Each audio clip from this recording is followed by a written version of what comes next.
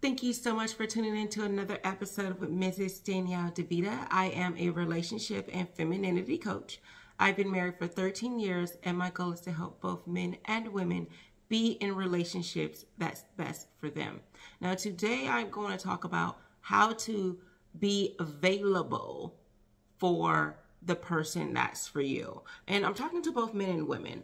A lot of times people are saying, well, where's this good woman? Where can I find her? Where's this man? And again, as I mentioned in the previous video, is if you're a woman, you don't find men, they find you, but you do want to be available for that man. So how do you find each other? How are you getting in a relationship that's best for you? Right? And the number one reason to do the first reason in doing that is one, healing. It's so hard to find the person that's for you when you're unhealed, because any relationship that comes your way, all that toxicity in you is going to pour into that relationship. What do I mean?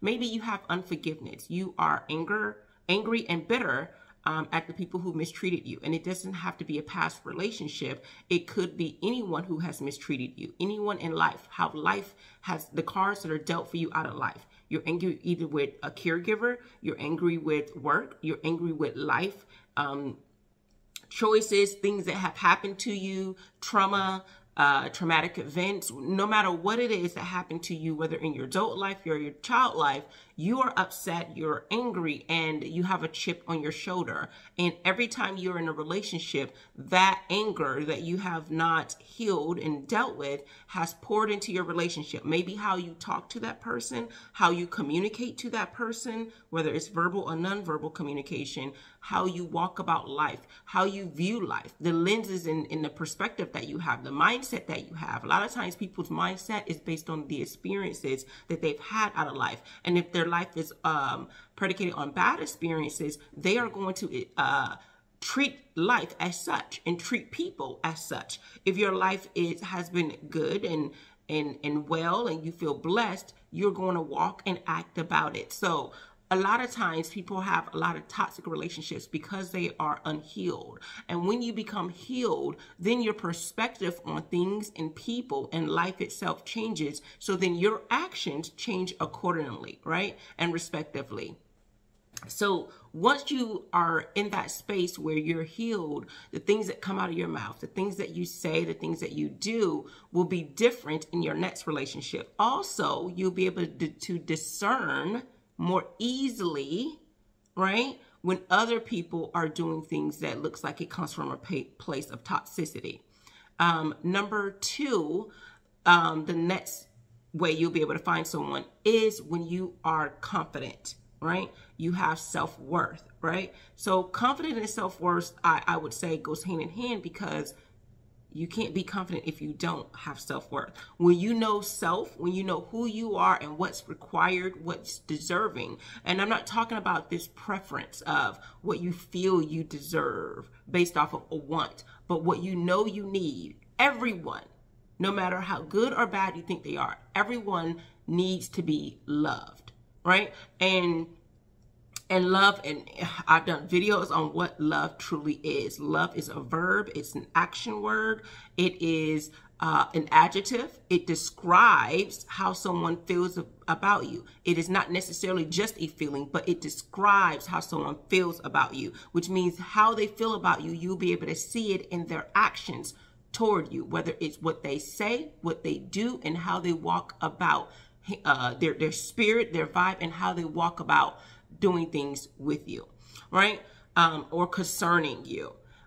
So if you are someone who is confident in who you are, what you deserve, and understand the standards that you have, you will stand in confidence on that. You will be firm in that, which means when people do things opposite of what you know you deserve to be loved and not mistreated, then you will, you won't let those things last. That's where my crossroads go in. You're at a crossroad, okay? You need to be loved. You need to be treated with respect. And of course, that other person does too. Like I said, everyone needs to be loved, right? So you need to be loved. They're not giving you that. So now you're at a crossroad. That confidence will allow you to make a proper decision, not sacrificing the standards, the basic standards that one needs. right? The number, three thing that is needed for you to have this type of relationship is you need self-awareness. I know I talked about self-worth and confidence in the last one, but self-awareness is a little bit different. A self-awareness, another word you could say, is accountability. When you start to realize, you know what, I did this and I'm reaping what I've sown, right? I caused this. It was my action. It was something I said. When you start to do this, now you're becoming more mindful of what you did and how you can change the effect, right? Based on the cause. So if I know this is what I've done, or this is what I am doing to get this type of action, right? To get this type of effect, I can change the cause. I can change the root of what I'm doing. Maybe if I'm getting these type of men that only want my body for this, maybe I can look at the cause. Is it what I'm saying? Is it how I'm dressing? Is it how I view life and they're seeing that? What is it? Is it my vibe that I'm giving off, that I'm too thirsty? So then you can change these things, right? Because a lot of times, even I'll give an example with guys, because sometimes people, they can easily understand it with women. If you say you don't want a woman who's after you for your money, and that's the effect. The effect is you're only getting women who only want you for something other than you and your personality. But you're coming across and showing this woman that you can give her any and everything. You're using your money. You're using the things that you have to get this person. Well, change that.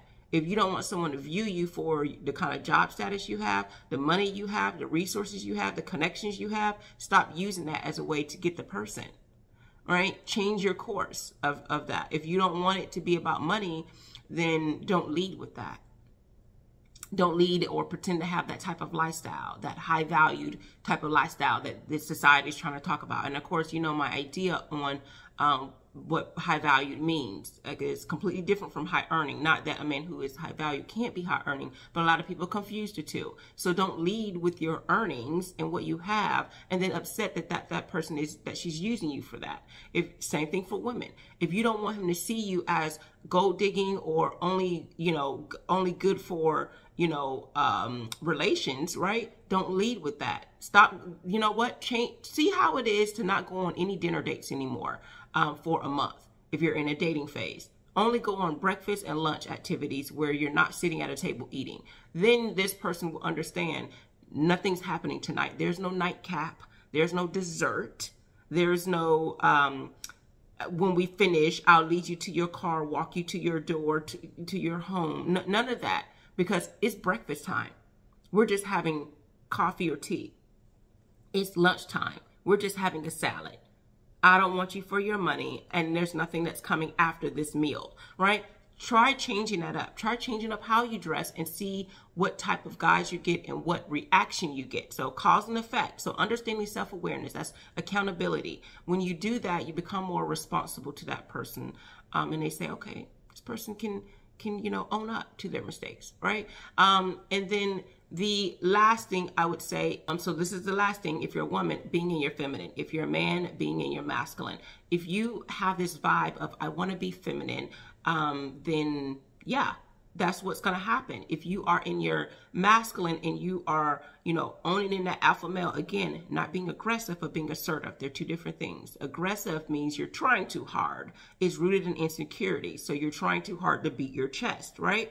If you are assertive, you standing your ground, you standing firm on your standards and your desires, but you're doing it in a way that's respectful, and you're not going to be doing all this yelling, screaming, and beating your chest to get your point across. You're commanding a level of respect and authority just by your presence alone, just by you speaking normal alone, right? Not by you yelling, screaming, and ready to fight, right? If you're a woman, you're graceful in your actions. You don't need to raise your voice. And that's something that we all need to work on. Even me, like concerning children, right? A lot of times we hear the women doing all the yelling and the man he's just there, and then the kids listen, right? So if you are a woman, this is, you stand firm as well. You don't need to do all that yelling, screaming, hollering to get your point across. You said what you said, and then that's it. You move on, and then they will get the point of, oh, she don't argue. She said what she said. So it's either take it or leave it.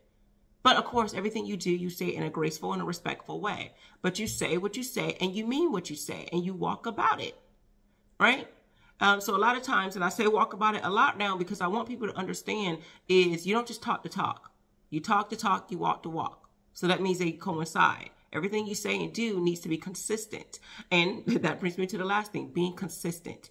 Being consistent in all of those things. If you try to remain consistent in all of those things that I just discussed above, that person is going to be available to you. Because if you are feminine, you are open and available to receive, and you're not going to be disrespectful and all of those things. You're going to be confident in who you are, which means your image is going to present that. You're going to have enough, self-worth in yourself to not allow things to people to mistreat you any kind of way. You're going to be healed in all the ways that you need to be healed, whether it's mentally, physically, emotionally, even getting your body right? So I think that a lot of times people are just wondering, where are people that they feel like they deserve? Where are they? But they're not worried about themselves. Get yourself together and that person will come, because who knows? That person could have came and saw that you weren't healed and they left. You need to do the work. Get the work done, and that man and that woman will be there. All right? If you know about people talk about Boaz all the time, but she was available. She was in his presence on purpose. And there he found her, and she had herself together. All right? Go ahead and subscribe if you like this video. Thanks for tuning in. Take care.